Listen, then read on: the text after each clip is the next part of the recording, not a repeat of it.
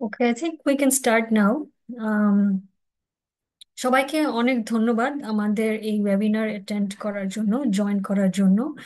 যারা এই প্রথম আমাদের এই ওয়েবিনার জয়েন করছেন, আইডেন্টিটি ইনক্লুশন থেকে আমরা প্রত্যেক মাসেই একটা করে ওয়েবিনার আয়োজন করি বিভিন্ন মানসিক স্বাস্থ্য বিষয় নিয়ে।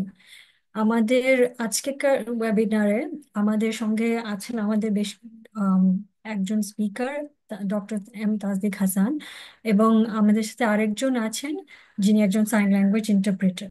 কিন্তু এই ওয়েবিনারটা শুরু করার আগে আমি একটু বলে নিই, আইডেন্টিটি ইনক্লুশন একটা সংস্থা যেখানে আমরা মানসিক স্বাস্থ্যের যে সামাজিক নির্ধারকগুলি আছে সেই বিষয়গুলি নিয়ে আমরা কাজ করি। আমরা যেভাবে কাজ করি সেটা হচ্ছে গিয়ে আমরা বিভিন্ন ধরনের সার্ভিস দিয়ে থাকি। যেরকম আমরা সাইকোসোশ্যাল সাপোর্ট দিয়ে থাকি। সাইকোসোশ্যাল সাপোর্ট একটা অ্যাট হোম সার্ভিস যেখানে ট্রেন্ড কিছু সাইকোসোশ্যাল সাপোর্টার্সরা বাসায় গিয়ে সার্ভিস দিয়ে থাকে। যাদের মানসিক স্বাস্থ্য সমস্যা আছে বা প্রতিবন্ধিতা আছে তাদের ফ্রেন্ড হয়ে তারা মূলত কাজ করে। আমরা সাপোর্ট গ্রুপ মিটিংস অর্গানাইজ করি প্রত্যেক মাসে।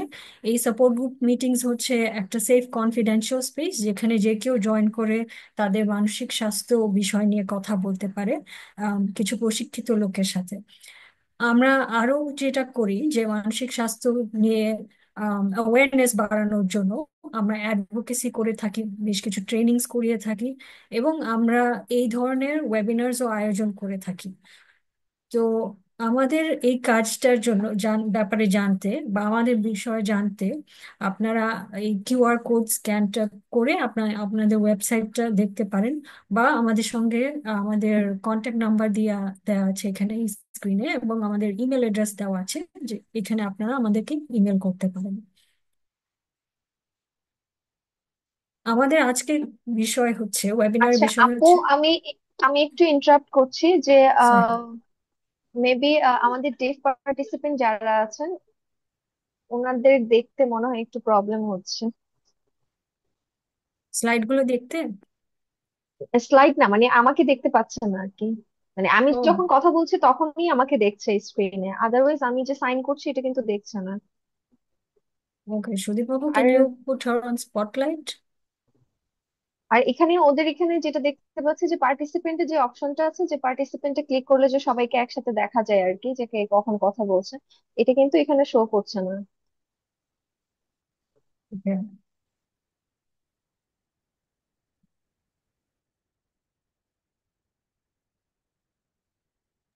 এখন একটু ট্রাই করবেন। আমি মনে হয় আমি তো আমার স্ক্রিনে আসলে তিনজনকেই দেখতে পাচ্ছি।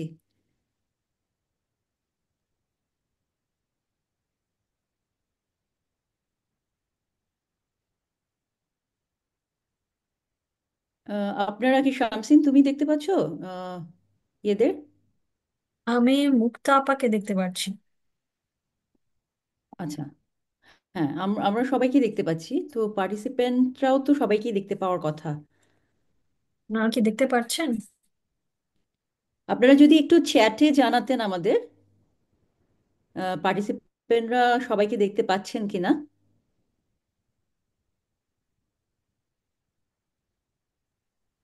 মুক্তাপু, আপনি যদি একটু চেক করতেন শুধু স্লাইড আর হ্যাঁ আপনাকে দেখা দিলেই হবে। ভাইয়া, আমি হ্যাঁ। একটু বলছি, এখানে আমরা যারা আছি আর কি, যারা আমরা হোস্ট বা কো হোস্ট যারা আছি, ও শুধু আমাদেরকে দেখতে পাচ্ছে আর কি। ইফতি আমাকে মানে আমাকে এসে প্রবলেমটা বলছে যে ওর যে আদার্স আরো যারা ফ্রেন্ডরা আছে আর কি, ডেফ পার্টিসিপেন্ট যারা আছেন, ও ওদেরকে দেখতে পাচ্ছে না। মানে কেউ না, যখন কথা বলবে তখন কিন্তু আহ দেখতে পাবে না আর কি। আর আমাকেও কিন্তু দেখতে পাচ্ছে না, মাঝে মাঝে আমিও মিসিং হয়ে যাচ্ছি। না, আপনাকে আমরা আমরা দেখতে পাচ্ছি। আপনার যারা পার্টিসিপেন্ট আছে তারা নিজেদেরকে দেখতে পাবেন না, সেটা সেটা ঠিক আছে। তবে ওনারা আসলে আলটিমেটলি আমাদের মানে ভিডিও অন করার কোনো অপশন নাই। ওনারা যদি আমাদের চ্যাটের মাধ্যমে কোয়েশ্চেন করতে চান তাহলে চ্যাটের মাধ্যমে কোয়েশ্চেনগুলো করতে পারেন। আপনি তখন আচ্ছা, ভিডিওতে অ্যান্সার আমি করতে। একটু বলি, কারণ হচ্ছে আমাদের যারা ডেফ পার্টিসিপেন্টরা আছেন আর কি, ওনারা সাইন ল্যাঙ্গুয়েজে আসলে ওনাদের কোয়েশ্চেন গুলা বলতে কমফোর্ট ফিল করেন আর কি। কারণ ওনাদের যে মেসেজ গুলা, যে এটা তাসদিক ভাইয়া বলবে কিছুক্ষণ পরে, যে ওরা যে মেসেজ গুলা করে ওই মেসেজ গুলা কিন্তু আমাদের আপনাদের মতো ক্লিয়ার মেসেজ না আর কি, ভাঙা ভাঙা শব্দ ব্যবহার করে, যে মেসেজ গুলো আসলে আমরা বুঝতে মানে আপনারা বুঝতে পারবেন না। তো সেক্ষেত্রে ওদের ভিডিওটা যদি ওপেন করার সুযোগ থাকে তাহলে ওরা কি কোয়েশ্চেন করছে এবং কি বলছে সবগুলোই কিন্তু আমরা জানতে পারবো আর কি। আচ্ছা, ঠিক আছে, তাহলে যেটা হতে পারে সেটা হচ্ছে কি, ওনারা যদি রেইজ হ্যান্ড করেন তাহলে we will move them up to panelist. ঠিক আছে, সেক্ষেত্রে তারা কি বলে যে ভিডিও অন করে তখন কোয়েশ্চেন করতে পারবেন। ঠিক আছে।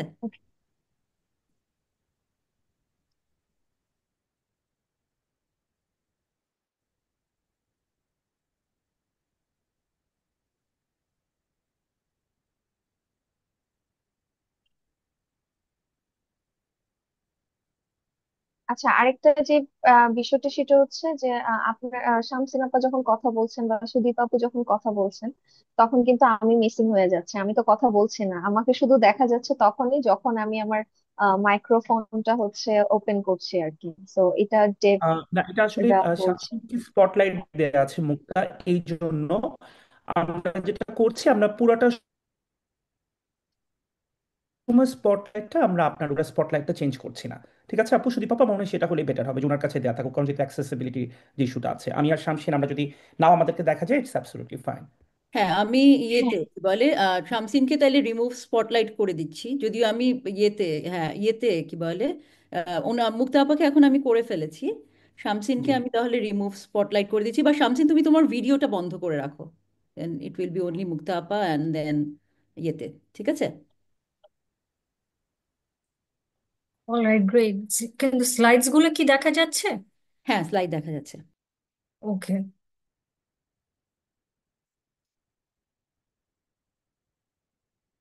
So should I continue? Yes. Okay, so আজকে আমাদের ওয়েবিনারের বিষয় হচ্ছে মানসিক স্বাস্থ্য ও অন্তর্ভুক্তিতে প্রযুক্তির ভূমিকা। এই বিষয় নিয়ে তাসদিক ভাই কথা বলবেন, যিনি অনেক দিন ধরে মানসিক স্বাস্থ্য বিষয়গুলো নিয়ে উদ্ভাবনা করছেন এবং রিসার্চও করছেন। Is a global mental health researcher currently doing his PhD মোনাশ ইউনিভার্সিটিতে। উনার কাজ নিয়ে উনি আরো বিস্তারিত আমাদেরকে বলবেন, অ্যান্ড হোপফুলি আমরা আরো জানতে পারবো ওয়েবিনারের মাধ্যমে। আর আমাদের সাথে আরো আছেন আমাদের মুক্তা আপা, যিনি একজন সাইন ল্যাঙ্গুয়েজ ইন্টারপ্রেটার, এবং উনি আমাদের এই ওয়েবিনারটা যাতে আর বেশি অ্যাক্সেসিবল হয় এটার জন্য আমরা চাচ্ছি যে উনি আমাদের সাথে থাকেন পুরো ওয়েবিনারের মধ্যে। তো আমাদের যেভাবে ওয়েবিনারটা চলবে সেটাতে প্রথমত এই আলোচনার বিষয় নিয়ে স্পিকার কথা বলবেন 45 মিনিটস এর জন্য, এবং আমাদের ওয়েবিনারের শেষ 15 মিনিটে আমরা প্রশ্ন উত্তর পর্ব রাখবো। তো যদি কোনো প্রশ্ন করার থাকে তো আমরা একটু হ্যান্ড রেজ করে প্রশ্নগুলি করব, কিন্তু সেটা ওয়েবিনারের স্পিকার, মেইন স্পিকার কথা বলার শেষে, মানে ওনার কথা বলার পরে আমরা কোয়েশ্চেন্স গুলি নিব। এর মধ্যে যদি কেউ চান, ওনারা চ্যাটে বা কিউএনএ যে আইকনটা আছে সেখানে ক্লিক করে ওনারা কোয়েশ্চেনগুলি করতে পারেন। মোস্টলি চ্যাটে এই কোয়েশ্চেনগুলো আপনারা লিখতে পারবেন, বা আমরা শেষের দিকে আম, শেষ 15 মিনিটে মুক্তা আপাকে ফ্লোটা দিব যাতে উনি কোয়েশ্চেনগুলা করতে পারেন আপনাদের বিহাফে, মানে ডেফ পপুলেশনের বিহাফ। সো তো সেখানে আমরা যাওয়ার আগে আপাতত আমি এখন তাসদিক ভাইকে বলবো to take over and start discussion. Thank you so much. অনেক অনেক ধন্যবাদ শামসিন। আমার মনে হয় আমি যদি একটু শেয়ার করার অপশনটা পাই এখন, স্ক্রিনটা অফ করলে আমি শেয়ার করতে পারবো। ওকে, থ্যাংক ইউ। সবাইকে অনেক অনেক ধন্যবাদ। স্পেশালি আমি ধন্যবাদ জানাতে চাই আইডেন্টিটি ইনক্লুশনকে আমাকে আজকে ইনভাইট করার জন্য। খুব গুরুত্বপূর্ণ একটা টপিকে আমরা কথা বলবো আজকে।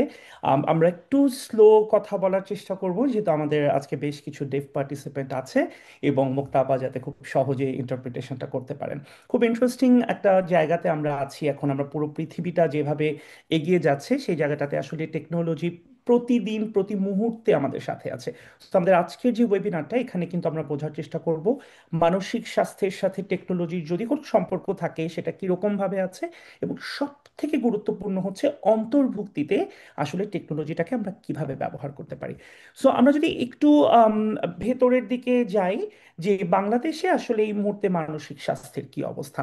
আমরা সবাই জানি যে 2018-19 সালে Bangladesh national mental health institute তারা একটা যে ন্যাশনাল সার্ভে করেছে, এটাই সর্বশেষ সার্ভে বাংলাদেশে হয়েছে জাতীয়ভাবে।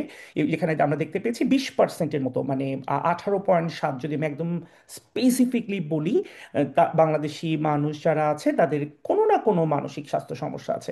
যদি সংখ্যায় দেখি তাহলে এটা কিন্তু অনেক বড় একটা নাম্বার, কারণ আমাদের প্রায় 18-19 কোটি মানুষ, সেখানে 20% মানে আপনারা বুঝতে পারছেন যে কত মানুষের, কত কোটি মানুষের বিভিন্ন ধরনের মানসিক স্বাস্থ্য সমস্যা আছে। সো আমরা একটা মানসিক স্বাস্থ্যের যে কান্ট্রি প্রোফাইল বলে বাংলাদেশের যে সামগ্রিক অবস্থাটা আমরা পাবলিশ করেছি 2021-এ, সেখানেও কিন্তু আমরা এই ইস্যুটা নিয়ে কথা বলেছি যে এত মানুষ ভুগছে মানসিক স্বাস্থ্যজনিত সমস্যায়, কিন্তু বাংলাদেশের যে মানসিক স্বাস্থ্য ব্যবস্থাটা সেটা এখনো অনেক অপ্রতুল। সেটা এখনো, যদি আমি বলি, আমি কিন্তু কোনো স্পেসিফিক ডিসেবিলিটি নিয়ে বলছি না, একদম সাধারণ সবার জন্য যদি দেখি তাহলে এটা খুব অপ্রতুল। এবং নাম্বারের দিক থেকে যদি আমরা একটু চিন্তা করি যে সাইকোলজিস্ট মিলিয়ে 1,000ও কিন্তু প্রফেশনাল কাজ করছে না বাংলাদেশে, অ্যাক্টিভলি কাজ করছেন হয়তো 1,000-এরও নিচে নাম্বারটা। আমরা লাস্ট যখন দেখেছিলাম তখন ছিল মাত্র 296, এখন সম্ভবত আরেকটু বেড়েছে লাস্ট দু এক বছরে, সাইকাট্রিস্ট অনলি, যেটা কিন্তু এখন 500-র কাছাকাছি হচ্ছে। কিন্তু চিন্তা করে দেখতে হবে যে 18 কোটি মানুষের জন্য এই সংখ্যাটা কত কম। এবং এর পাশাপাশি যদি আমরা দেখি কমিউনিটি লেভেলে, মানে একদম তৃণমূল পর্যায়ে বা ক্লিনিক্যাল সেটিংয়ে কোনো ধরনের কোনো স্পেসিফিক মানসিক স্বাস্থ্য ইন্টারভেনশন যেটা আমরা বলি, বা কমিউনিটি লেভেলে কোনো ইন্টারভেনশন দেওয়া হয়েছে কিনা, পার্সোনাল স্পেসে কি কি দেওয়া হচ্ছে জাতীয় পর্যায়ে থেকে, ইভেন আমাদের এখন পর্যন্ত একটা স্পেসিফিক সুইসাইডাল যে একটা একটা যদি একটা নাম্বার থাকে যে আত্মহত্যা প্রতিরোধের জন্য একটা জাতীয় নাম্বার, সেটাও কিন্তু আমরা এখন পর্যন্ত পাইনি। ইভেন যদি আমি আত্মহত্যার এই প্রসঙ্গটা নিয়ে কথা বলতে যাই, আমরা ঘন্টা পর ঘন্টা আলোচনা করতে পারবো যে বাংলাদেশে আত্মহত্যার যে সার্ভেলেন্সটা, সেটাও কিন্তু দেখার কোনো কোনো সঠিক উপায় এখন পর্যন্ত আমরা বের করতে পারিনি। এখন পর্যন্ত কোনো গাইডলাইন নেই আমাদের। যদিও বাংলাদেশে একটা মানসিক স্বাস্থ্য অ্যাক্ট অ্যামেন্ডমেন্ট হয়েছে, যেটা অনেক আমি বলবো যে আশার একটা জায়গা আমাদের জন্য ক্রিয়েট করেছে। আমরা মানসিক স্বাস্থ্য একটা স্ট্র্যাটেজিক প্ল্যান ডেভেলপ করেছি, এবং আমার সৌভাগ্য হয়েছে সেই প্ল্যানটাতে একজন কনসালটেন্ট হিসেবে কাজ করার। 2020 থেকে 2030 পর্যন্ত স্বাস্থ্য যেই স্ট্র্যাটেজিক প্ল্যানটা আমরা ডেভেলপ করেছি। কিন্তু এই যে তত্ত্ব, থিওরি বা অ্যাক্ট, এগুলো কতটুকু আমাদের দেশের ইমপ্লিমেন্ট করা যাবে সেটা নিয়েও কিন্তু বিশদ আলোচনা করার সুযোগ আছে। সো আমরা এটা 2022-এ একটা রিসার্চ পেপার পাবলিশ করেছিলাম, যেটা বাংলাদেশের ডিজিটাল মেন্টাল হেলথ ইন্টারভেনশনের অবস্থাটা কেমন, মানে পোটেনশিয়ালটা আসলে কতটুকু, সেটা আমরা একটা কোয়ালিটেটিভ অ্যানালাইসিস করে দেখেছি। এবং এটাতে আমরা যেটা দেখতে পেয়েছি যে যখন কোভিড স্পেসিফিকলি যেই প্যান্ডেমিকটা হলো 2020-21, একদম 22-এর শুরু পর্যন্ত আমরা সবাই যেটাতে ভুক্তভোগী হয়েছি, এই সময়টা থেকেই কিন্তু দেখা গেছে যে একটা একটা একটা গণজাগরণের মতো যে মানসিক স্বাস্থ্য নিয়ে সবাই কথা বলা শুরু করেছে। এবং সেই সময়টাতে কিন্তু টেলিমেডিসিনের উপরে বা টেলিসাইকিয়াট্রির উপরে বা বিভিন্ন ধরনের যে ডিজিটাল সাপোর্ট আছে, ইভেন জুমেও তখন মানুষ সেবা গ্রহণ করেছে, বা গুগল মিটেও তারা সেবা গ্রহণ করেছে, এবং একটা একটা ডিপেন্ডেন্সি, একটা নির্ভরতা কিন্তু তৈরি হয়েছে, যেহেতু তখন সরাসরি ফেস টু ফেস সেবা নেওয়ার সুযোগটা একদম লিমিটেড হয়ে গিয়েছিল। এই গবেষণাটা কিন্তু অনেকখানি আমাদেরকে দেখিয়েছে যে জেন্ডার, যদি আমি চিন্তা করি যে লিঙ্গ ভিত্তিক যেই স্বাস্থ্য ব্যবস্থা, যে আমরা যদি নারীদের জন্য চিন্তা করি আমরা কতটুকু আমরা আসলে সেবা দিতে পারছি, বা কস্ট ইফেক্টিভ ইন্টারভেনশন। কারণ অনেকেই কথা বলেছেন এটা নিয়ে যে বাংলাদেশে তো সাইকিয়াট্রিস্টের কাছে যাওয়া অনেক বেশি এক্সপেন্সিভ, প্রাইভেটে যদি আমরা চিন্তা করি, বা সাইকোলজিস্ট তো অনেক টাকা নেন, আমরা কিভাবে, তার মানে এই যে অল্প দামে সেবা পাওয়ার যে একটা প্রয়োজনীয়তা বা একটা চাহিদা, এটা কিন্তু আমরা এই রিসার্চ পেপারটাতে এটা নিয়ে আমরা কথা বলেছি। এবং ডিফারেন্ট সাবসেট, যদি আমি স্টুডেন্টদের কথা বলি, যদি এখানে স্পেসিফিকলি বলা হয় যে যারা মানে চিলড্রেন বা অ্যাডোলেসেন্ট গ্রুপ, তাদেরও কিন্তু আলাদা নিড আছে, তাদেরও কিন্তু আলাদা চাহিদার একটা জায়গা আছে মানসিক স্বাস্থ্য ব্যবস্থাটা নেওয়ার, এবং স্পেসিফিক সাপোর্ট তারা ডিজার্ভ করে, সেটা কিন্তু আমরা এখনো দিতে পারিনি। এবং স্পেসিফিকলি ডিজিটাল টুল নিয়ে তারা কথা বলেছে, এবং তারা বলেছে যে ডিজিটাল টুলগুলো যদি এরকমভাবে কাস্টমাইজ করা যায় তাহলে কিন্তু এটা বাংলাদেশের জন্য খুব বেশি উপযোগী হবে। এরপরে আমি যদি বলি যে এই গবেষণাটার পরপরই আমার পিএইচডিটা শুরু করি আমি ডিজিটাল মেন্টাল হেলথের মোনাশ ইউনিভার্সিটিতে। এবং এই পিএইচডিটার সময় আমরা একটা কোয়ালিটেটিভ রিসার্চ করেছি বেশ আহ, লম্বা বড় রেঞ্জে। আমি একটুখানি থামছি এখানে। মুক্তাপু, কোনো টেকনিক্যাল ইস্যু কি হয়েছে? আমি দেখতে পাচ্ছি যে সাইন ইন্টারপ্রিটেশনটা থেমে গেছে, এই জন্য আমিও একটু থামছি যাতে আমরা অডিয়েন্সের সাথে আবার কানেক্ট করতে পারি। মুক্তাপু, আপনি কি শুনতে পাচ্ছেন আমাকে?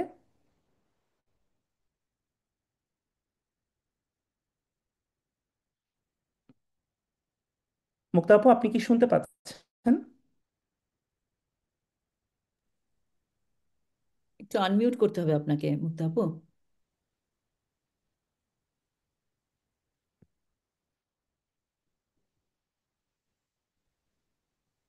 ওনার সম্ভবত কোনো একটা টেকনিক্যাল সমস্যা হচ্ছে সুদীপ বাবু, এই জন্য আমি একটু থামছি। আম, আচ্ছা, অসুবিধা নেই। যারা অডিয়েন্স আছেন আমি বলবো হ্যাঁ, আমাদের যেহেতু বেশ কিছু পার্টিসিপেন্টস আছেন যারা সাইন ল্যাঙ্গুয়েজ ইন্টারপ্রিটেশনের থ্রুতে আজকে অনুষ্ঠানটি শুনছেন। জি, ওকে, থ্যাংক ইউ সো মাচ। মুক্তা আপু ব্যাক করেছেন, সো আমি আবার আমার ফাইন্ডিংয়ে চলে যাচ্ছি।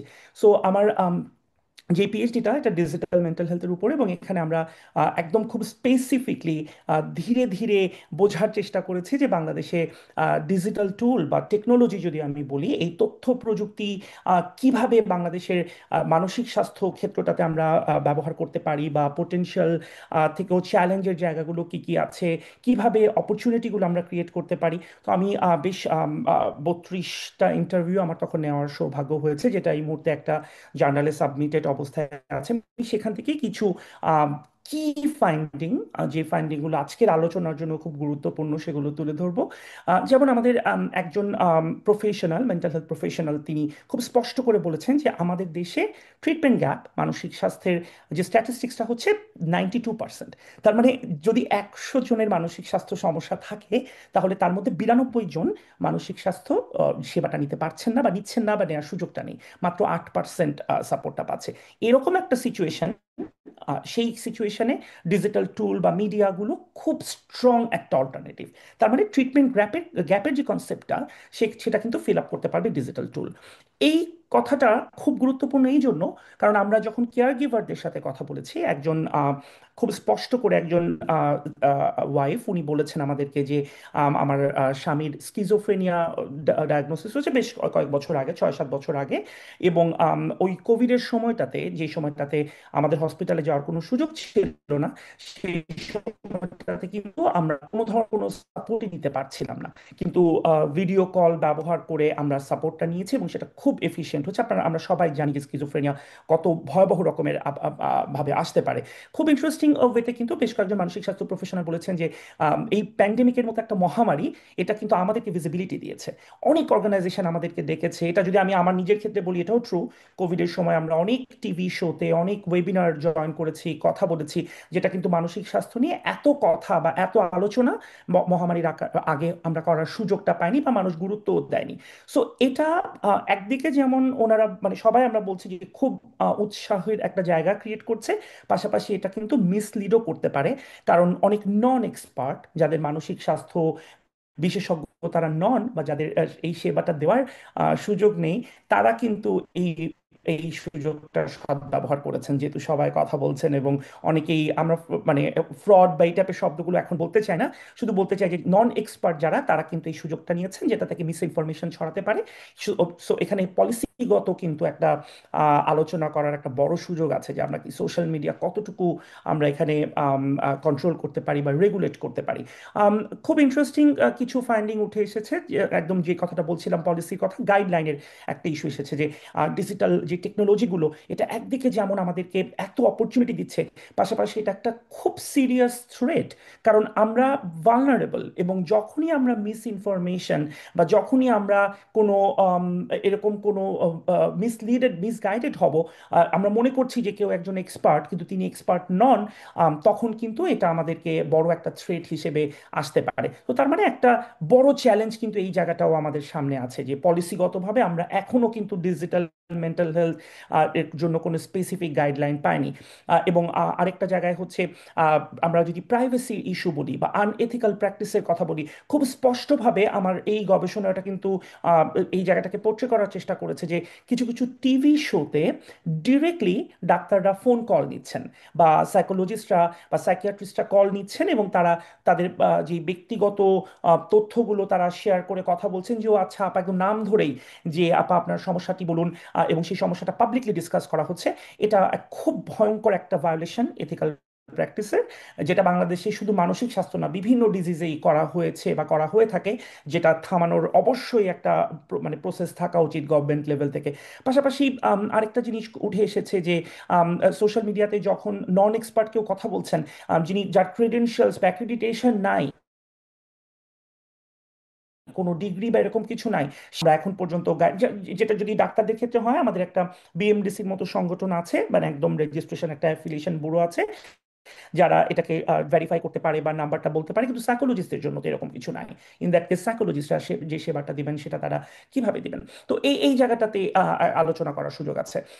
এরপরে যদি আমি দেখি, আমরা যেহেতু ইনক্লুশনের একটা অন্তর্ভুক্তি নিয়ে আমরা আজকে কথা বলছি, আমরা এই সময়টাতে দেখেছি যে আম, একটা অর্গানাইজেশন থেকে আমরা যখন ইন্টারভিউ নিয়েছি, আমি নাম বলছি না কোন অর্গানাইজেশন, যে আমরা অনেক বছর ধরে ডিসেবিলিটি অর্গানাইজেশন রান করছি, কিন্তু এখন পর্যন্ত কিন্তু মানসিক স্বাস্থ্য সেবা দেওয়া এই পিপল উইথ ডিসেবিলিটিস যারা আছে, এটা অনেক বড় একটা চ্যালেঞ্জ। কারণ সেই প্রফেশনাল আমাদের কিন্তু, যদি নাম্বারের ক্ষেত্রে বলি, আমাদের প্রফেশনাল নাই যারা তাদেরকে বুঝতে পারে। একটা যদি এক্সাম্পল দিই, ডেফ কমিউনিটি যারা আজকে জয়েন করেছেন আমাদের ইভেন্টে, তাদেরকে সেবা দিতে গেলে আয়দার একজন সাইন ল্যাঙ্গুয়েজ ইন্টারপ্রেটার সাথে লাগবে, অথবা একজন ডাক্তারকে সাইন ল্যাঙ্গুয়েজ শিখতে হবে। তো তাহলে কয়জন ডাক্তারের সাইন ল্যাঙ্গুয়েজ ট্রেনিং আছে বাংলাদেশে, কয়জন সাইকিয়াট্রিস্টের সাইন ল্যাঙ্গুয়েজ ট্রেনিং আছে?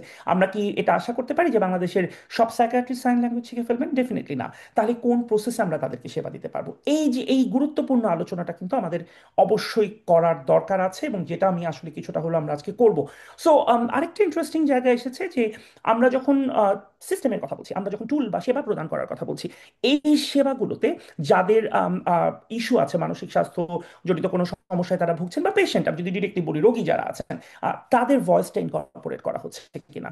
আমরা যখন একটা টুল বানিয়ে দিচ্ছি, সেই টুলটা তাদেরকে যদি সেন্টারে না রেখে, তাদের প্রায়োরিটিগুলোকে না বুঝে, নিডগুলোকে না বুঝে যদি করা হয়, তাহলে কিন্তু কখনোই সেটা সঠিক জায়গায় পৌঁছাবে না। এবং এটা কোনো কমন প্র্যাকটিস না বাংলাদেশে। আমরা খুবই ইন্টারেস্টিং যে একটা বড় গ্যাপের জায়গা দেখতে পাচ্ছি, যে আমরা হয়তো যখন কোনো অ্যাপ্লিকেশন বানাচ্ছি, মানসিক স্বাস্থ্য নিয়ে হোক বা যে কোনো টপিকে হোক, আমরা একজন অ্যাপ্লিকেশনটা বানিয়ে আমরা ছেড়ে দিচ্ছি, বা আমরা হয়তো বানানোর পরে টেস্ট করছি। তো তাহলে কি হচ্ছে আলটিমেটলি, কিন্তু যেই ভয়েসের যে জায়গাটা, তাদের যেই একদম স্পেসিফিকলি যে নোয়ান্সগুলো দরকার একটা টুল ডেভেলপমেন্টে, সেই টার্গেট অডিয়েন্সের বা টার্গেট পপুলেশনের, সেটা কিন্তু মিস হয়ে যাচ্ছে।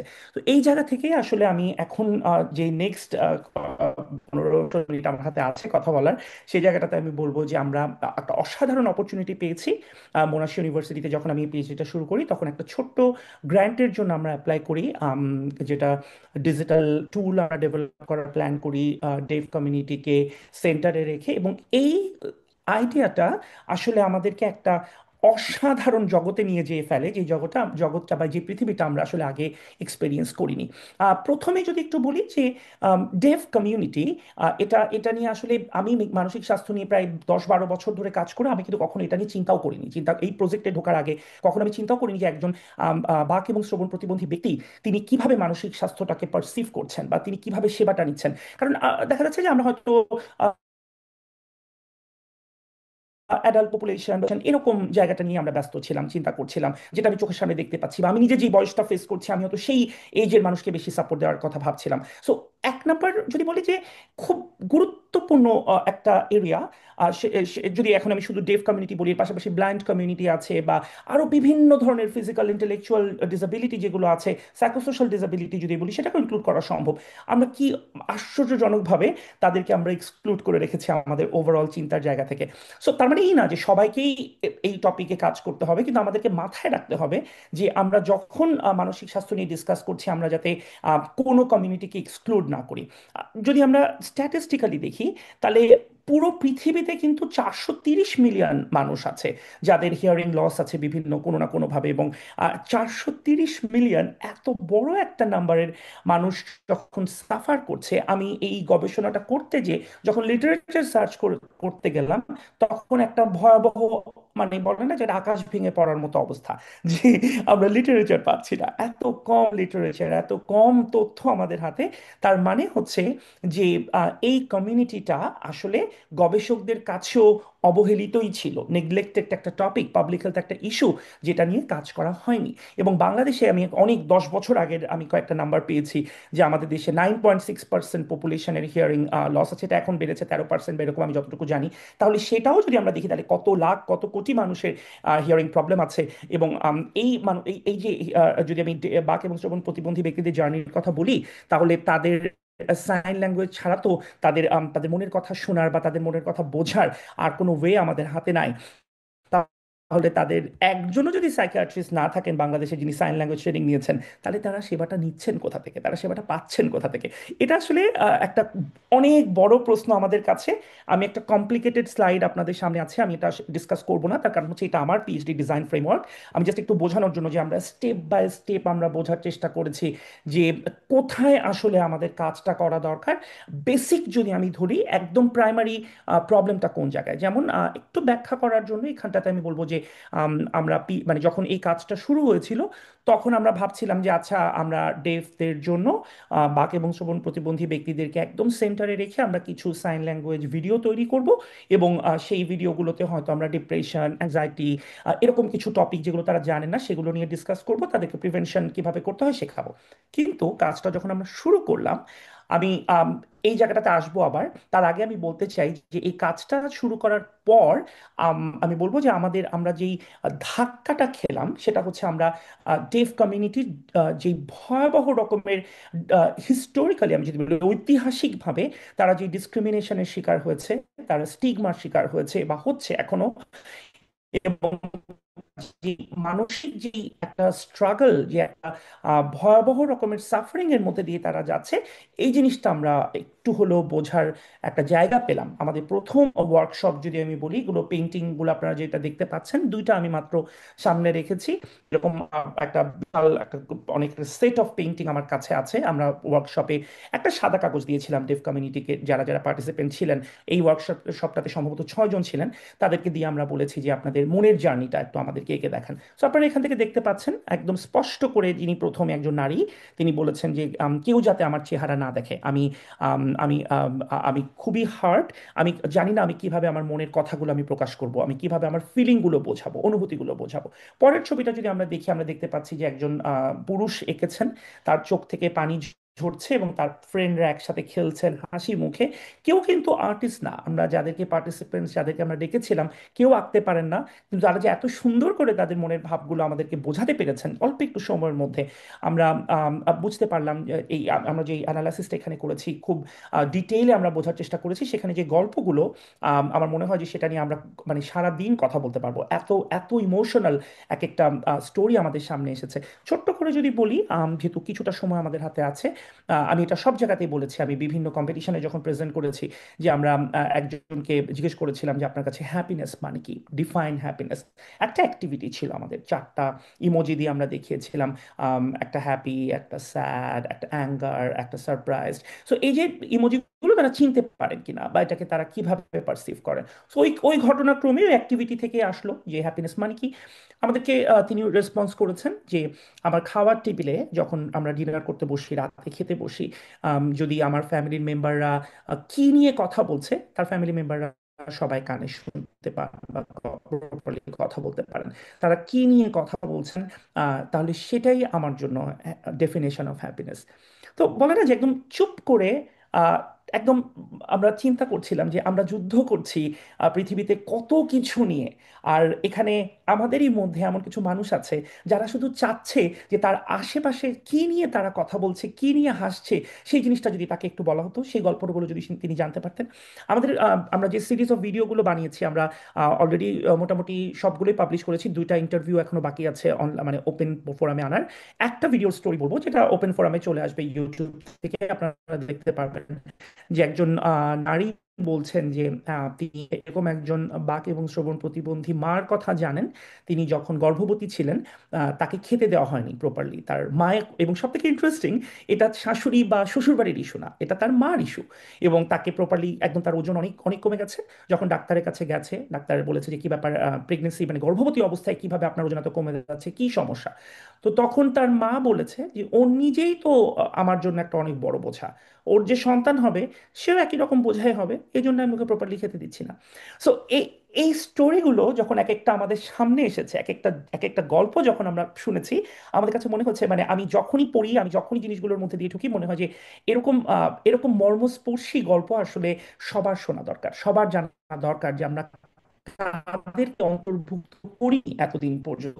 এবং এই যে এখানে কিছু স্টোরি আছে, আমার মনে হয় আমি এখন আর ডিটেলে যাব না, আমাদের যেহেতু সময় কম। শুধু একটু করে বলবো যে এরকম কিছু ঘটনা আছে যে পুরো পরিবারকেই কার্সড বলা হয়েছে, যে একদম অভিশপ্ত পরিবার, কারণ তাদের সন্তানেরা ডেফ। এরকমও বলা হয়েছে যে আমি মানে ওই পরিবারে বিয়ে না দিতে বা ওই পরিবারের সাথে যোগাযোগ না রাখতে। এই গবেষণাটা করতে যে যেই জায়গাটাতে আমরা আটকে গেছি, সেটা হচ্ছে যখন আমরা ইমোজি নিয়ে কথা বলছিলাম, তখন অনেকেই ইমোশন শব্দটা আইডেন্টিফাই করতে পারেননি যে ইমোশন মানে কি। তো ওইখানটাতে আমরা বুঝতে পারলাম যে কিছু একটা রং, সামথিং ইজ রং, যে যে জায়গাটাতে আসলে আমাদের কাজ করা দরকার। এবং তখন এরকম আমরা দেখেছি যে বাক এবং শ্রবণ প্রতিবন্ধী ব্যক্তিরা বলছেন যে আমি জানতাম না যে স্যাডনেস এবং মানে খারাপ লাগা এবং বিষণ্ণতা দুটো আলাদা শব্দ, এই দুটা কি ডিফারেন্ট, কিভাবে। আমরা তো আসলে খুব বেসিক কিছু জিনিসে যে চারটা শব্দ আপনারা বলছেন, খুশি, কান্না, বা দুঃখ, অথবা বিস্ময়, এই চারটা দিয়ে তো আমরা সব অনুভূতি প্রকাশ করতাম। এই যে স্ট্রেস বা অ্যাংজাইটি, এই শব্দগুলো আমরা কিভাবে প্রকাশ করবো, একই তো।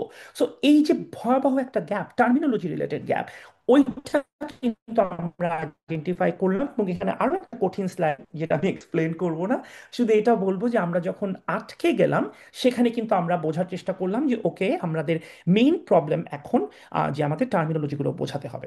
সো এই বোঝানোর জন্য আমরা যেই জায়গাটা বেছে নিলাম, সেটাই হচ্ছে টেকনোলজি। তার কারণ হচ্ছে আমাদের যে ডেফ পার্টিসিপেন্টস যারা ছিলেন এই গবেষণাটার মধ্যে, তারাই কিন্তু আমাদেরকে গাইড করলেন যে আমরা টেকনোলজি ব্যবহার করি। আমরা সবাই, যে মুক্তা আপু যখন একটু আগে বলছিলেন আমাদের সাইন ল্যাঙ্গুয়েজ ইন্টারপ্রিটার, যে আমাদের তো ভিডিও লাগবে, আমাদের কমিউনিকেট করার জন্য সাইনটা দেখাতে হবে, সো ভিডিও কল তারা খুব পছন্দ করেন। তারা রেগুলার বেসিসে ভিডিও দেখেন, তারা নিজেদের মধ্যে হোয়াটসঅ্যাপে ভিডিও দিয়ে কমিউনিকেট করেন। সো এই জায়গাটা আমরা যখন মোটামুটি বুঝতে পারলাম যে তাদের জন্য সব থেকে গুরুত্বপূর্ণ বা সব থেকে ইজিয়ে যদি আমরা বলি মিডিয়া হচ্ছে ভিডিও বা এই জায়গাটা, সেখান থেকেই কিন্তু আমরা চেষ্টা করলাম যে ওকে, তাহলে আমরা একটা mental health sign language bank develop করি, যেই ব্যাংকটা দিয়ে আমরা আগে তাদেরকে তাদের ইমোশন যাতে প্রপারলি প্রকাশ করতে পারে, সেই জায়গাটা আমরা ক্রিয়েট করতে পারবো। সো এটা আমরা একটা প্রসেসের মধ্যে দিয়ে করলাম, যে প্রসেসটার নাম হচ্ছে ডেলফি। আপনারা যারা গবেষণার সাথে জড়িত আছেন তারা জানেন যে ডেলফি মেথডটা হচ্ছে একটা মানে কনসেনসাসের মতো, আমরা সবাইকে একসাথে করে এক্সপার্ট যারা আছেন তাদেরকে আমরা স্টেপ বাই স্টেপ একটা প্রসেসের মধ্যে দিয়ে প্রায়োরিটি সেট করি। ঠিক একইভাবে এখানে আমরা প্রায়োরিটি বোঝার জন্য যে কোন বেসিক শব্দগুলো মানসিক স্বাস্থ্য বোঝার জন্য দরকারি, মাস্ট টু নো। সো ওই মাস্ট টু নোটা বুঝতে যেয়ে আমরা প্রথমে ইনিশিয়ালি 130টা শব্দের একটা পুল পেলাম। সেখান থেকে আমরা ধীরে ধীরে বুঝতে পারলাম যে আসলে 65টা শব্দ যদি আমরা আইডেন্টিফাই করি, মানে আলাদা করে গুছিয়ে নিয়ে আসি, তাহলে বেসিক মানসিক স্বাস্থ্যের যে ইমোশনগুলো আমরা এক্সপ্রেস করতে পারবো। সেই 65টা শব্দ নিয়ে আমরা কাজ শুরু করলাম, সেখান থেকে আমরা একটা বাদ দিলাম। আমি এখন বলে দিতেই পারি, আমাদের থেরাপিস্ট এবং সাইকোলজিস্ট, এই দুইটা শব্দ নিয়ে কনফিউশন হচ্ছিল যে সাইকোলজিস্ট এবং থেরাপিস্ট আসলে একই মিনিং হয়ে যাচ্ছে, একই সাইন হচ্ছে, তো আমরা বাদ দিয়ে, মানে এটা পুরোটাই ডেফ পার্টিসিপেন্টদেরকে সেন্টারে রেখে সাইন ল্যাঙ্গুয়েজ ইন্টারপ্রিটারদেরকে সাথে নিয়ে আমরা কিন্তু এটা এটা মানে পুরো প্রসেসটাই তাদেরকে সাথে নিয়ে করে, এবং এই ওয়ার্ডটাও একটা গণতান্ত্রিক পদ্ধতিতেই কিন্তু আমরা বাদ দিয়ে আমরা 64টা শব্দ লক করলাম। এবং এই 64টা শব্দ দিয়ে আমাদের প্রথম যে Bangla mental health sign language bank, এটা তৈরি হলো। সো এই সাইন ল্যাঙ্গুয়েজ ব্যাংকটা আপনারা ইউটিউবে পাবেন। মাইন্ড সায়েন্স বলে একটা ইউটিউব চ্যানেল আছে, যদি শামসিন একটু কষ্ট করে মাইন্ড সায়েন্সের লিঙ্কটা দিয়ে দেয় আমার মনে হয়, বা যদি যে যে কেউ এখানে দিতে পারেন, আমাদের ইউটিউবে অ্যাভেলেবেল আছে, তো সেখান থেকে আপনারা এই সাইন ল্যাঙ্গুয়েজ ব্যাংক থেকে শুরু করে আমাদের যতগুলো ভিডিও আছে আপনারা দেখতে পারবেন।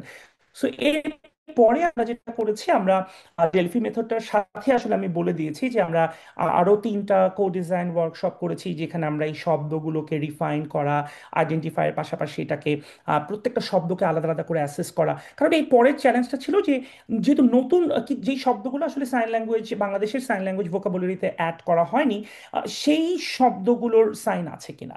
সো আমরা আমেরিকান সাইন ল্যাঙ্গুয়েজটা চেক করেছি, সেটাকে আমরা অ্যাডাপ্ট করেছি কিছু কিছু জায়গায়। আমরা নতুন কিছু সাইন বাংলাদেশে এক্সপ্লেনেটরি তৈরি করেছি। সো আমরা খুব কৃতজ্ঞ সাইন ল্যাঙ্গুয়েজ ইন্টারপ্রিটার যারা আছেন এবং যেই ডেফ পার্টিসিপেন্টসরা আমাদেরকে সাহায্য করেছেন পুরো প্রসেসটা ডেভেলপ করতে। এইভাবেই কিন্তু সাইন ল্যাঙ্গুয়েজ ব্যাংকটা তৈরি হয়েছে। এবং যেই ওয়ার্কশপগুলো আমরা করেছি, যে সাপোর্ট টুল ডিজাইন ওয়ার্কশপগুলো, সেই ওয়ার্কশপ থেকে কিন্তু আমরা বুঝতে পেরেছি যে কোন মেথডে আমরা ডেলিভারি করতে পারি। সো তারাই বলেছেন যে আমরা ইউটিউবে চাই। সো আমরা হয়তো একটা সফটওয়্যার বানানোর চিন্তা করছিলাম, পরে মনে হলো নতুন সফটওয়্যার ইন্ট্রোডিউস করার থেকে হয়তো যেটা আছে ইউটিউব সেটাতেই তারা প্রেফার, এবং সেটাই তারা বলেছেন। তারপর খুব মজার মজার কিছু ফাইন্ডিং আছে, যেমন আমরা বিটিভিতে সাইন ল্যাঙ্গুয়েজ দেখে ইউজ টু কিরকম, যে আমাদের কোনো মন্ত্রী বা প্রধানমন্ত্রী বা কেউ একজন কথা বলছেন, বা আমাদের চিফ যিনি অ্যাডভাইজার আছেন কথা বলছেন, নিচে কোনায় ছোট্ট করে একটা সাইন ল্যাঙ্গুয়েজ। আমাদের ডেফ পার্টিসিপেন্টরা কিন্তু বলছে না না না, আমাদের জন্য কন্টেন্ট বানালে কোনার মধ্যে ছোট্ট করে দিলে হবে না, আমাদের জন্য বানালে আমাদের ফোকাস করতে হবে। সাইন ল্যাঙ্গুয়েজ ইন্টারপ্রিটার কথা বলবেন বা বোঝাবেন একটা জিনিস আমাদেরকে, আমরা বুঝবো, বা আমাদের মধ্যে কেউ পুরো সাইন করবেন, যেটা আমাদের কন্টেন্ট সেটা আমাদেরকে নিয়ে হতে হবে। আহ, এটা কিন্তু অন্য কেউ ছোট্ট করে কোণার মধ্যে দিয়ে রাখলে হবে না। তারপর এরকমও কিছু আছে যে মাঝখানে একটা নাটক বাংলাদেশে হয়েছিল, যেখানে ডেফদেরকে বলা হয়েছে, যেটা প্রথম বাক এবং শ্রবণ প্রতিবন্ধীদের নিয়ে নাটক, এবং সেই নাটকটা তো সাইন ল্যাঙ্গুয়েজ শুধু দেওয়া হয়েছে যখন ওই ডেফ ব্যক্তিটি কথা বলছেন তখন। বাকি সময় ওনারা বলছেন যে আমরা কি নাটকে শুধু খণ্ড খণ্ড অংশ দেখবো, যেখানে যেখানে ডেফ কথা বলছে, তাহলে বাকি সময় ওনারা যখন কথা বলছে আমরা বুঝবো কিভাবে। সো এই যে ইনক্লুশনের নামে প্রহসন করা হয়েছে বিভিন্ন জায়গায়, সো ওই জায়গাটায় তারা বলছেন যে আমাদেরকে একদম 100% আমাদের জন্যই কন্টেন্টগুলো তৈরি করতে হবে। সো আমরা যেটা করেছি, আমরা ভিডিও কন্টেন্ট যেই কয়েকটা তৈরি করেছি, আমরা সবগুলো কন্টেন্টই একদম পুরোপুরি সাইন ল্যাঙ্গুয়েজ দিয়ে তৈরি করেছি। সেখানে আমরা ইংলিশ সাবটাইটেল রেখেছি, এবং আমরা যে ইলেকট্রনিক ফ্লায়ারগুলো ডেভেলপ করেছি, আমার মনে হয় আমি ইলেকট্রনিক ফ্লায়ার দেখাতে পারি, এখানে আপনারা দেখতে পাচ্ছেন। আমরা 5টা টপিকে আমরা আসলে প্রায়োরিটি সেট করেছিলাম যে আমরা কোন কোন টপিকে কাজ করতে চাই। এখানেও আমি একটু করে বলে রাখতে চাই যে আমরা যেই প্রায়োরিটাইজেশন, যেই সেটিং, যে ওয়ার্কশপগুলো করেছি, সেখানেও কিন্তু দেখা গেছে যে আমার মনে হয়েছে একজন মেন্টাল হেলথ এক্সপার্ট হিসেবে, বা একজন যদি ডাক্তার হিসেবে আমি যদি চিন্তা করি যে কোন টপিকে মানতে হবে, নিশ্চয়ই তারা বলবে বিষণ্ণতা বা অ্যাংজাইটি বা স্ট্রেস। না, তারা আমাদেরকে বলেছে আমাদের টপিক দরকার, প্রথমে আমাদেরকে জানান যে মানসিক স্বাস্থ্য কি। প্রথমে আমাদেরকে ইনফর্ম করতে হবে মানসিক স্বাস্থ্য শারীরিক স্বাস্থ্যের মধ্যে পার্থক্য কি। আমাদেরকে জানতে হবে যে অ্যাঙ্গার আমরা কিভাবে ম্যানেজ করব।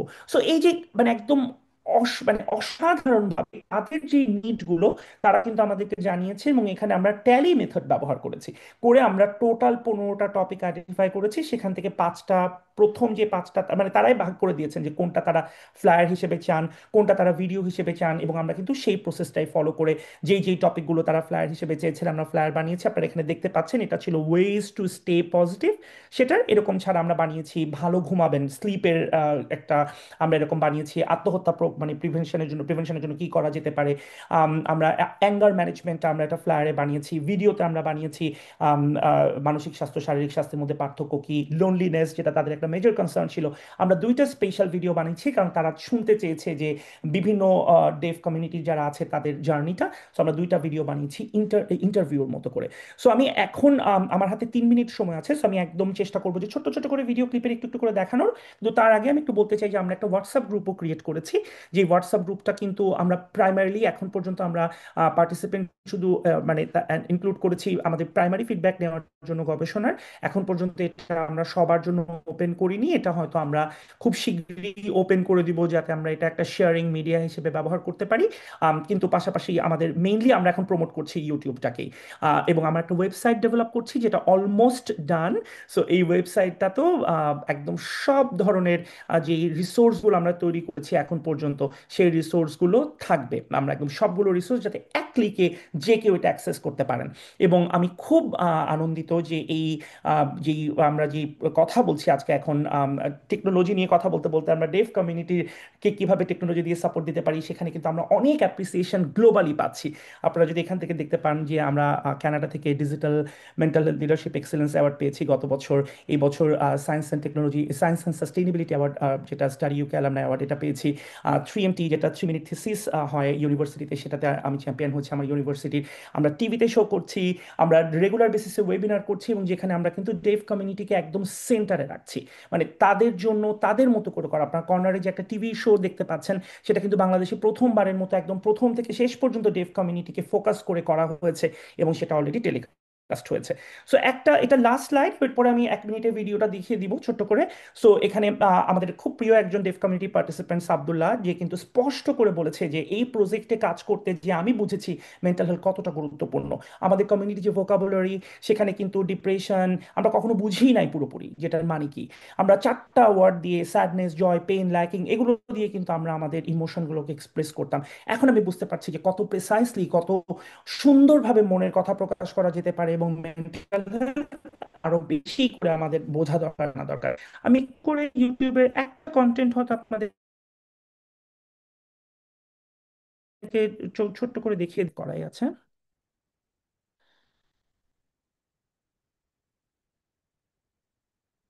আচ্ছা, এটা হচ্ছে আমাদের ইউটিউবের যে চ্যানেলটা, মাইন্ড সায়েন্স।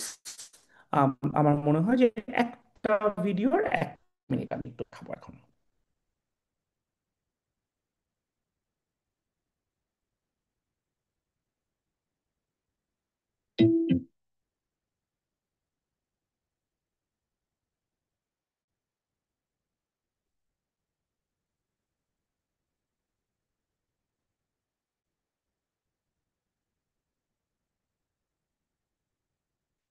মানসিক স্বাস্থ্য হলো আমাদের মন, আচরণ ও আবেগের সমষ্টি।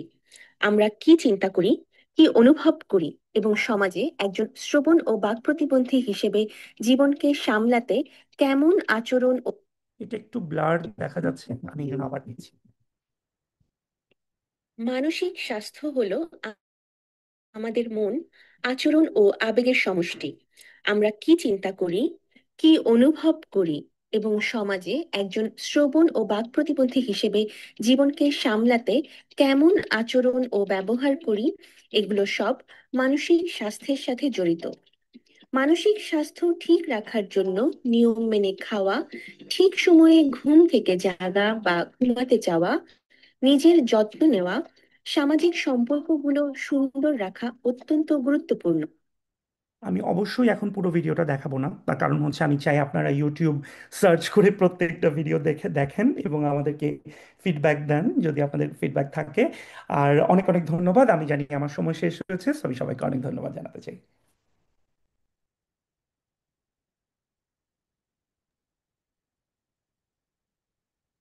থ্যাংক ইউ সো মাচ তাসদিক ভাই, অনেক কিছু শিখলাম আজকে।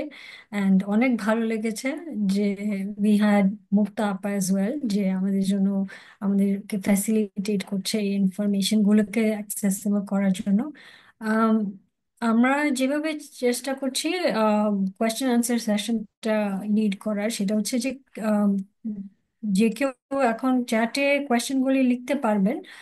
আর এছাড়া যারা ডেফ কমিউনিটির আছেন, ওনারা যদি হাত রেইজ করতে চান, ওই যে রেইজ হ্যান্ড একটা আইকন আছে, সেখানে ওনারা ক্লিক করে আহ, করলে আমরা হয়তো তখন ভিডিওর স্পটলাইটটা ওনার উপরে দিব, তাহলে উনি কোয়েশ্চেনগুলো করতে পারবেন।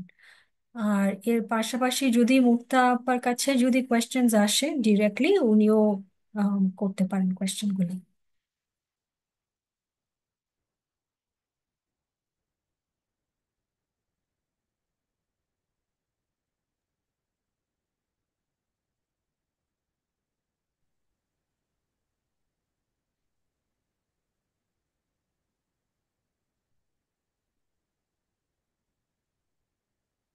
কারো কি কোনো কোয়েশ্চেন আছে?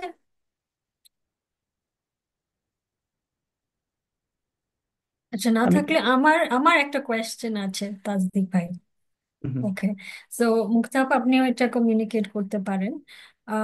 সো প্রথমত, লাইক, আমি যেহেতু I am also disability inclusion consultant, আমার কাছে এটা খুব ভালো লেগেছে যে আমরা অ্যাকচুয়ালি এখন চিন্তা করতেছি যে মেন্টাল হেলথ সার্ভিস গুলাকে অ্যাক্সেসিবল করা।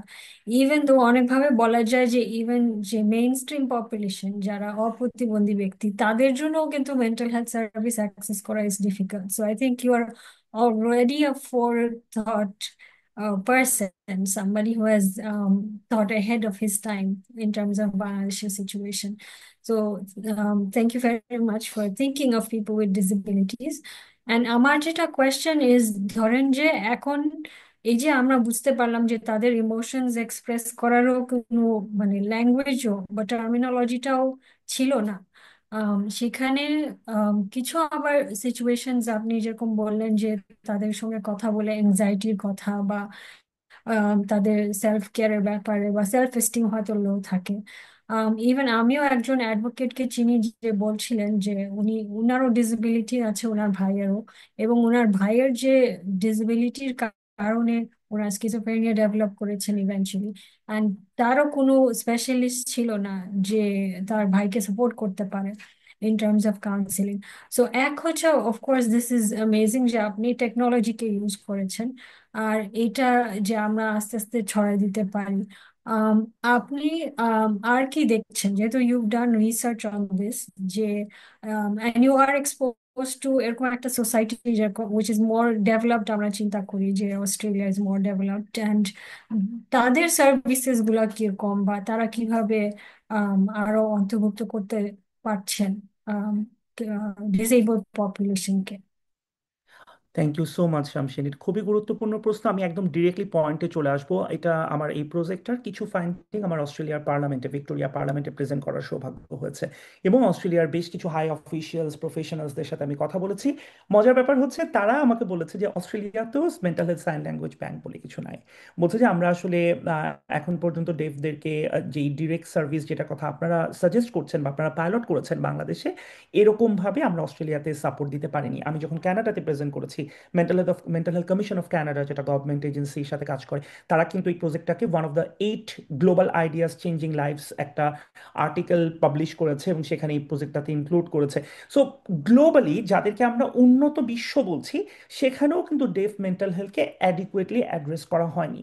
সো ওই জায়গাটাতে আসলে আমরা আগাচ্ছি। আমি এই বছর আমরা আরেকটা গ্র্যান্ট পেয়েছি রিমার্কেবল অস্ট্রেলিয়া একটা ডিসেবিলিটি সোসাইটি থেকে, অর্গানাইজেশন থেকে। এটা ছোট্ট একটা গ্র্যান্ট, যারা আমাদেরকে রিকোয়েস্ট করেছে যেই 5টা আমরা কন্টেন্ট বানাতে পারিনি বাংলাদেশে, আমরা 15টার মধ্যে 10টা, কারণ যেহেতু এটা আমার পিএইচডির একটা নির্দিষ্ট টাইম লাইনের মধ্যে বানাতে হয়েছে, আমি চাইলেও হয়তো 15টা বানাতে পারতাম না। সো আমি 10টা বানিয়েছিলাম। এখন যেই ছোট্ট গ্র্যান্টটা আমরা পেয়েছি, আমরা বাকি 5টা কন্টেন্ট তৈরি করব। এরপর নেক্সট স্টেপ হিসেবে আমরা অলরেডি গত সপ্তাহে আরেকটা প্রপোজাল দিয়েছি। সেখানে কিন্তু আমরা বলছি এই পুরো যে আইডিয়াটা আমরা বাংলাদেশে পেয়েছি, এটাকে আমরা অস্ট্রেলিয়ার জন্য কাস্টমাইজ করতে চাই। যে যেহেতু প্রত্যেকটার ইংলিশ সাবটাইটেল আছে, একটা এক্সাম্পল আমি দিয়ে রাখতে চাই শামসিন, আমাদের ফ্লায়ারগুলোতে কিন্তু 3টা ল্যাঙ্গুয়েজ ছিল। আমি যদি আবার মানে রিক্যাপ করাই, 3টা ল্যাঙ্গুয়েজ, একটা ট্র্যাডিশনাল বাংলা, একটা ট্র্যাডিশনাল ইংলিশ, একটা ডেফ বাংলা। আমি জানতামও না এই প্রজেক্টে কাজ করার আগে যে ডেফরা একটা ডিফারেন্ট বাংলা ব্যবহার করে। সো এটা একটা অনেক নতুন তথ্য আমাদের জন্য, এবং কারণ ইংলিশটা স্ট্যান্ডার্ড ইংলিশ তারা শিখছে যে ডেফ স্কুলগুলো আছে সেখান থেকে। সো ইংলিশটা তারা মোটামুটি খুব সুন্দরভাবে বুঝতে পারে। তো বাংলা যেহেতু কথ্য বাংলাটা বিভিন্ন অঞ্চলে আলাদা হয়ে যায় বাংলাদেশে, এবং পৃথিবীর সব দেশে এটা ট্রু, ল্যাঙ্গুয়েজ কিছুটা কিছুটা বদলে যায়, সে কারণে তাদের ট্র্যাডিশনাল বাংলাটা বুঝতে সমস্যা হয়, এবং সে কারণেই তারা একটা ডিফারেন্ট স্ট্যান্ডার্ড বাংলা, এটা আমাদের গভর্নমেন্টও এখন প্রমোট করছে। সো এই একই রকম ভাবে আমরা যদি এই পুরো আইডিয়াটাকে অস্ট্রেলিয়ান কনটেক্সট, এখানে ইন্ডিজিনাস কমিউনিটি আছে, এখানে কাল্ট কমিউনিটি আছে, আমরা কিন্তু ইজিলি সেটাকে রেপ্লিকেট করতে পারবো। কারণ মেইন তথ্য তো সেম, আপনি কিভাবে বিষণ্ণতা থেকে বাঁচবেন, বিষণ্ণতার যদি বেসিকটাই শুরু করি, মানসিক স্বাস্থ্য শারীরিক স্বাস্থ্যের মধ্যে পার্থক্য কি, আমাদের লতা আপার যেই কন্টেন্টগুলো আমরা বানিয়েছি, সেটাকে কিন্তু ইজিলি আমরা ইংলিশ কন্টেন্টে কনভার্ট করতে পারবো। তো ওই জায়গাটাতে আমরা এখন কাজ শুরু করেছি। যে তার কারণ হচ্ছে যে বাংলাদেশেরটা আমরা কন্টিনিউ করব, এটা আমাদের ডেফিনেটলি, এটা আমাদের এখন একটা অনেক বড় মিশনের মতো, যে আমরা কন্টেন্ট বানাচ্ছি, সেটার থেকেও এখন গুরুত্বপূর্ণ কন্টেন্টগুলোকে আমরা কিভাবে ছড়াতে পারি, ডিসেমিনেট করতে পারি।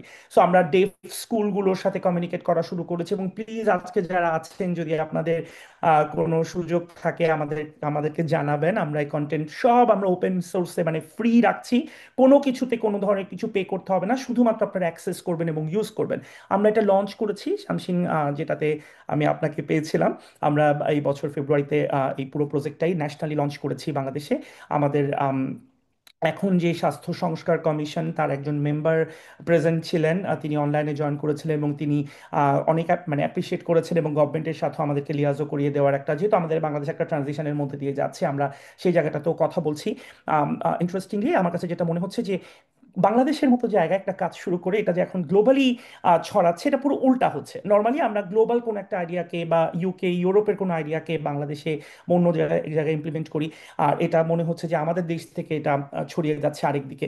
সো যদি সেটা আমরা ফাইনালি করতে পারি, এটা অসাধারণ একটা সাকসেস হবে।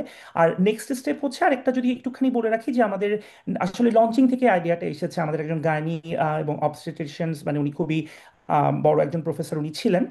তো ম্যাডাম যখন বলেছেন যে আমরা কেন সিমিলার ওয়েতে ডেফদেরকে ফোকাস করে রিপ্রোডাক্টিভ হেলথ রিলেটেড বা বিভিন্ন ধরনের আদার হেলথ ইস্যুজে আমরা কন্টেন্ট বানাচ্ছি না।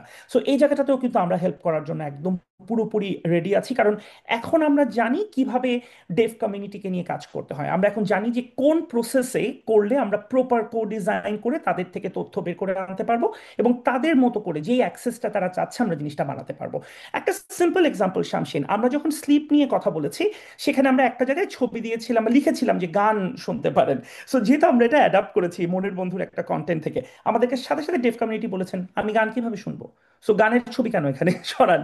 তারপরে আরেকটা ছিল এরকম যে গায়ের রংটা ছিল একদম সাদা, মানে একটা, যেহেতু আমরা ইমোজি মানে গ্রাফিক ব্যবহার করেছি, বলেছে আমরা বাংলাদেশিরা কি এরকম সাদা, আমরা এরকম দেখতে, আমাদের বাদামি গায়ের রং আমাদের মতো করে দেন। সো আমরা কিন্তু এইভাবে কাস্টমাইজ করতে করতে মানে প্রত্যেকটা মানে ভিজুয়াল যে জায়গাটা, সেখানেও কিন্তু আমাদের ডেফ কমিউনিটি আমাদেরকে একদম প্রপার ফিডব্যাক দিয়ে যে কোনটা তাদের জন্য সব থেকে উপযোগী, সেভাবে কিন্তু আমরা জিনিসটা তৈরি করতে পেরেছি। সো এই এই নলেজগুলো আসলে আমরা শেয়ার করতে চাই। আমরা সবার সাথে যে কোনো ফিল্ডের যারাই ডেফদেরকে নিয়ে কাজ করতে চায়, বাক এবং শ্রবণ প্রতিবন্ধী ব্যক্তিদেরকে মেইন স্ট্রিমে আনতে চায়। আমরা টিভি চ্যানেল 24-এর সাথে আমরা ফাইট করেছি যে পুরো শোটা অ্যাক্সেসিবল হতে হবে। শুধুমাত্র যখন আমাদের আব্দুল্লাহ ডেফ কমিউনিটি রিপ্রেজেন্টেটিভ কথা বলবে তখন না, পুরাটা। সো ওদের পুরা টিভি স্টুডিওর সেটিং চেঞ্জ করতে হয়েছে আমাদের জন্য রেকর্ডিং করতে যে। সো এই ফাইটটা আমাদেরকে চালিয়ে যেতে হবে, এই যুদ্ধ আমরা থামাতে পারবো না, কারণ তাহলেই আমরা প্রপার ইনক্লুশনটাকে আমরা রেসপেক্ট করতে পারবো বা আমরা ইনশিওর করতে পারবো। কারণ ইনক্লুশন শুধুমাত্র নামের জন্য টিক বক্স হলে হবে না, ইনক্লুশন একটা জার্নি, ইনক্লুশন একটা ফাইট, একটা মুভমেন্ট, সেটা আমাদেরকে ইনশিওর করতে হবে। Thank you. Great. I think ওটাও answers the question যে একজন করেছে. She said, "Hello, sir. I'm a recent graduate of the Master of Professional Counseling program from Monash University, Malaysia. I'm currently a psychosocial supporter at Identity Inclusion, and I also practice counseling at Varosha Mental Health Services. I'm really interested in your work. May I ask if there are any opportunities to collaborate or assist you or your team in research related to mental health and technology? Thank you very much." Absolutely, absolutely, please. Identity ইনক্লুশনে যেহেতু আপনি কাজ করছেন, identity ইনক্লুশনের কাছে আমার email ID আছে। ইমেলটা collect করে আমাকে ইমেল করবেন, হোয়াটসঅ্যাপ বা যে কোনো কিছুতে আমি খুবই খুবই অ্যাক্সেসেবল। আমাদের টিমের সাথে আমরা কাজ করতে পারলে, আপনাকে ট্যাগ করে দিতে পারলে, উইল বি ভেরি হ্যাপি। শামসিন, আমি আরেকটা প্রশ্ন দেখতে পাচ্ছি। আল মাহবুব শেজান, উনি সম্ভবত লিখেছেন যে কাউন্সিলিং সার্ভিসেস খুবই স্টিগমাটাইজড ফর ডাইভার্স কমিউনিটিস বাংলাদেশে, এবং উনি রিলিজিয়াস স্ট্রেস বা বিভিন্ন ধরনের সাইকোসোশ্যাল প্রফেশনালদের থেকে উনি যেই ফিডব্যাকটা পেয়েছেন, যেটা হয়তো তার কাছে মনে হয়েছে যে আরো বেশি তাকে ডিমোটিভেট করেছে সাপোর্ট নিতে, এবং তিনি সুইসাইডাল হয়ে গেছেন। বা কিন্তু তিনি যখন চ্যাট জিপিটি বা ভয়েস টেকনোলজি দিয়ে সাপোর্টটা নিয়েছেন, সেটা তাকে অনেক বেশি হেল্প করেছে। এখন আসলে এআই টেকনোলজি তো এগিয়ে যাচ্ছে, এটা আমাদেরকে স্বীকার করতেই হবে। যে এখন প্রবলেমটা হচ্ছে যে অনেক সময় মিসলিডও করতে পারে। আপনি এআই মানে যেই সাপোর্টটা আপনি নিচ্ছেন, সেটা আপনি কোথা থেকে নিচ্ছেন? এটা কি জাস্ট র্যান্ডমলি আপনি একটা প্রম্পট দিচ্ছেন, সেটা আপনি পাচ্ছেন? সেটা কিন্তু ট্রাস্ট পুরোপুরি করাটা কতটুকু আসলে আম, নির্ভরযোগ্য হবে আমি এটা জানি না। এই জায়গাটা থেকে আমি বলবো যে আমরা প্রথমেই চেষ্টা করবো একজন সাইকিয়াট্রিস্ট বা সাইকোলজিস্ট যিনি রেজিস্টার্ড বাংলাদেশে, যার অথেন্টিক একটা সার্ভিস দেওয়ার একটা জায়গা আছে, তার থেকে আপনি সেবাটা গ্রহণ করেন। আর যদি ও এভাবে চিন্তা করেন, যেহেতু ডাইভার্স কমিউনিটিতে আপনি আছেন, বা আপনি যদি এভাবে চিন্তা করেন যে আমার যে কোনো ধরনের থ্রেট বা এরকম কিছু আছে, সেখানে কিন্তু আপনি ইন্টারন্যাশনালি ওই সাপোর্টটা আপনি গ্রহণ করতে পারেন। আমাদের আমি যেটা বলবো যে আমরা আমাদের নিজেদেরও আসলে এই এই জায়গাটাতে কাজ করতে হবে শামসিন, যে এআই বা কিভাবে আমরা চ্যাট জিপিটি ঠিক আমি বলবো না, যে ওপেন সোর্স বা একদম টেকনোলজিকে কাজে লাগিয়ে প্রম্পট যে সেবাটা, কারণ 24/7 সেবা যেহেতু বাংলাদেশে দেওয়া যাচ্ছে না বা হচ্ছে না এখন পর্যন্ত, সেটা কিভাবে আমরা ইনশোর করতে পারি সেটা আমাদেরকে অবশ্যই মাথায় রাখতে হবে। নন জাজমেন্টাল সাপোর্টটা আমাদেরকে কন্টিনিউয়াস আসলে প্রমোট করতে হবে। কারণ নন জাজমেন্টাল মানে প্রপারলি নন জাজমেন্টাল, তার জাত, ধর্ম, বর্ণ, গোত্র, তার ওই সব কিছুর ঊর্ধ্বে। সো ওই ওই জায়গাটা কিন্তু আমাদের সার্ভিসেও যাতে আমরা এটা রিফ্লেকশন দেখতে পাই, যেটা ডেফিনেটলি মানে আমি thank you so much Sezan ভাই যে আপনি এই প্রসঙ্গটা এনেছেন। এবং আমি রিকোয়েস্ট করবো যে আমাদের যারা শুনছেন আজকে, সার্ভিস প্রোভাইডার যারা আছেন, আমরা যাতে এটা মেনটেন করার চেষ্টা করি। আর আপনি একটু অথেন্টিসিটিটা চেক করে নেবেন যে এআই সাপোর্ট আপনি যেখান থেকে নিচ্ছেন এটা আসলে আম, কতটুকু অথেন্টিক। আর ডেফিনেটলি একজন রেজিস্টার্ড মানে মেন্টাল হেলথ প্রোভাইডার আপনাকে অনেক অনেক বেশি হেল্প করতে পারবে। শামসিন, আর হ্যাঁ, কোনো but প্রশ্ন? হ্যাঁ, তাসিফ ভাই, দ্যাটস দি আদার থিং যেটা উনি বললো ইজ ভেরি ইম্পর্টেন্ট, যে মানুষ কিন্তু জাজমেন্টাল, ইভেন হুম। কাউন্সিলর্সরাও ইন ইন ভেরি মানে লিমিটেড স্কোপে যারা, বা অনেকটা কনজারভেটিভ সোসাইটিতে যারা আছেন, তারাও কিন্তু জাজমেন্টাল। বাট এই যে টেকনোলজি ইজ নট জাজমেন্টাল, কিন্তু টেকনোলজি ইউজটা নিয়েও আমাদের কেয়ারফুল থাকা দরকার। বাট ইটস স্যাড যে মানে যেহেতু টেকনোলজি ডাজ নট জাজ, ইটস ইজিয়ার মানুষের ওখানে রিচ আউট করা। এবং আই থিঙ্ক না, এখানে যেটা পয়েন্ট আউট করে যে অ্যাক্সেসিবিলিটি ইজ সো ইম্পর্টেন্ট। কারণ মানে প্রথমত আমি যদি অ্যাক্সেসই না করতে পারি সার্ভিসটা, তাহলে মানে ওই সার্ভিসটা থেকেই বা কি লাভ? রাইট। সো হ্যাঁ, অবশ্যই তাজিক ভাই যেটা আপনি বলছেন যে হ্যাঁ, অফকোর্স মানে এআই ইউজ করাটা, এমনকি আমরাও যে রিসেন্টলি যে জায়গায় ওয়ার্কশপ করছি, লোকজন এই যে ডিপ্রেশন থেকে শুরু করে এডিএজি সবকিছু গুগল করে বলছে আমার তো সব সিমটমস মিলে I think I am sure আমার এটাই আছে এখন। But that's not the best method আর কি, বিকজ ওইভাবে সিমটমস দিয়েই যদি হতো তাহলে তো মানে যে কেউ যে কোনো ডাক্তার আর দরকারই হতো না। বাট ইট ইজ ইম্পর্টেন্ট যে আমরা একটু কেয়ারফুল হই যে এআই এর উপরে আমাদের এত বেশি করে ভরসা না রাখার চেয়ে। বা তাসিক ভাই মানে এই এই প্রবলেমের সলিউশনটা কি? ধরেন আমি রিচ আউট করছি কাউন্সিলরের কাছে, বাট দ্য কাউন্সিলিং সার্ভিস যারা দিচ্ছে তারা হয়তো একটু জাজমেন্টাল। বা এখানে যেরকম আপনি যেটা বললেন যে অনেকদিন কিন্তু প্রতিবন্ধী ব্যক্তিরাও এই মানসিক স্বাস্থ্য সেবা নিতে পারছিল না। ফার্স্ট অফ অল তাদেরই ওই কমিউনিকেশন টার্মস গুলো তাদের জানা ছিল না। তারপরে এখন যখন তারা রিচ আউট করছে, তখন কাউন্সিলর্সরা তাদের যে সাইন ল্যাঙ্গুয়েজ জানেন না, বা তারা ডিসেবিলিটি ইনক্লুসিভ না, তো তখন তারা সার্ভিস দিতে পারছেন না। তো এছাড়া আর কি কি মানে আর কিভাবে মানুষ রিচ আউট করতে পারবে, হোয়াট ক্যান দে ডু? যে আপনি একটা বললেন যে ইন্টারন্যাশনালি এখন দেয়ার আর সার্ভিসেস যেটাতে আমরা রিচ আউট করতে পারি। এছাড়া বাংলাদেশে কি আপনার জানার মতে কোনো স্পেসিফিক অর্গানাইজেশন আছে এখন যে এই সার্ভিসেস গুলা দেওয়া শুরু করেছে, বা যেখানে মানুষ যেতে পারে? শামসিন, আমি একটু ক্ল্যারিফাই করতে চাই এই জায়গাটাতে। একটা হচ্ছে যে রিভিউ নেওয়া যেতে পারে, কারণ এটা রিভিউটা কিরকম, যে আপনি যেই কমিউনিটি বিলং করছেন, আপনি সেই কমিউনিটিতে যারা সাপোর্ট নিয়েছেন তাদেরকে জিজ্ঞেস করতে পারেন যে আমি মানে আমরা আসলে একটু লজ্জা পাই মানসিক স্বাস্থ্য সেবা নেওয়ার ক্ষেত্রে।